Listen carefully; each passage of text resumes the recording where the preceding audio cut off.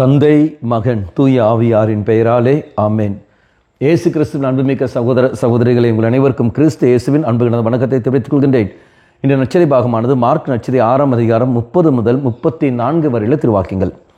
குறிப்பாக 30வது வாக்கியம், திருத்தூதர்கள் இயேசுவிடம் வந்து கூடி தாங்கள் செய்தவை கற்பித்தவை எல்லாம் அவருக்கு தெரிவித்தார்கள். அவர் திருத்தூதர்கள் வருகிறார்கள். அந்த நாளில் எல்லாம் நடந்த சம்பவத்தை எல்லாம் ஒன்று கூடிக்கொண்டு இயேசுவிடத்தில் வந்து சொல்கிறார்கள். மக்களே, இதுதான் ஜெபம்.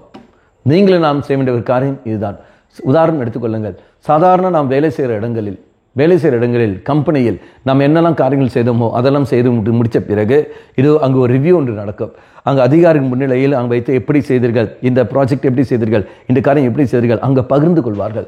அதன் பிறகு சரி தவறெல்லாம் அலசி பார்த்து கொண்டு அவர் என்ன செய்வார்கள், அதுக்கு ஏற்றபடி அடுத்த ப்ராஜெக்ட் வரும்போது அடுத்தபடி செய்கிறார்கள்.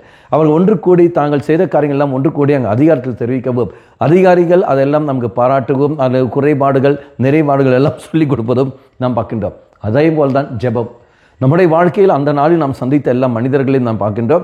நாம் வாயில் வந்த வார்த்தைகள், நாம் சிந்தித்த காரியங்கள் எல்லாம் கொண்டு வந்து கொட்டுகின்ற ஆண்டவரே, இதோ இந்த நாளில் இப்படி நடந்தது, இது சரியா தவறுன்னு தெரியவில்லை, நான் அப்படி செய்தேன் இப்படி செய்தேன், இதெல்லாம் நாம் பார்க்கின்றோம். இது செய்வதுதான் ஜெபம். குடும்பமாக அமர்ந்து கொண்டு நாம் செய்வதுதான் குடும்ப ஜெபம். அதான் குடும்ப ஜெபமாலை. அப்படி என்றால் சாதாரண நம்முடைய வாழ்க்கையில் நாம் செய்கிறோம் என்றால், இன்னொரு உதாரணம், நம் வீட்டு காரியங்கள் எடுத்துக்கொள்ளுங்கள். வீட்டில் ஒரு காரியம் செய்கின்றோம். அந்த காரியம் முடித்த பிறகு நாம் அலசி பார்க்கின்றோம், இந்த எப்படி இருந்தது, இந்த ஃபங்க்ஷன் நம்ம நல்லபடியாக நடத்துகிறோமா, இதில் எந்த குறைபாடுகள் ஏதாவது இருந்ததா என்று நாம் அலசி பார்த்து கொண்டு அந்த குறைபாடுகளை நாம் நீக்கி கொண்டு அடுத்த வாட்டி அந்த குறைகள் இல்லாமல் நாம் பார்க்கின்றோம். அப்படி என்றால் அன்றாட வாழ்க்கையில் நாம் செய்கிற இந்த காரியங்கள் செய்கின்ற பொழுது ரிவ்யூ நாம் நடத்துகிற சமயத்தில் ஏன் நம்முடைய வாழ்க்கையில் ரிவ்யூ நடத்தக்கூடாது? அந்த ரிவ்யூ தான் நாம் தினந்தோறும் செய்கின்ற குடும்ப ஜெபமாலை. அதான் குடும்ப ஜெபமாலை. எவ்வாறு சீடர்கள் வந்தார்களோ அதே போல் நீங்களும் நானும் உட்காருவோம். ஒவ்வொரு நாளும் உட்காருவோம். ஆண்டவரே, இந்த நாளில் நான் பேசினேன், இந்த மாதிரியெல்லாம் சந்தித்தேன், இதெல்லாம் செய்தேன், எனக்கு நன்மையை தீமையா எனக்கு வெளிப்படுத்தி தாரும் ஆண்டவரை சொல்கிறோம். ஒவ்வொரு நாளும் நான் ரிவ்யூ நடத்துகிற சமயத்தில் நிச்சயமாக தெய்வ அனுபவம் நமக்கு கிடைக்கும். நம்முடைய பாதை தெய்வம் விரும்புகிற பாதையாக அமையும். கண்களை மூடிக்கொள்ளுங்கள்.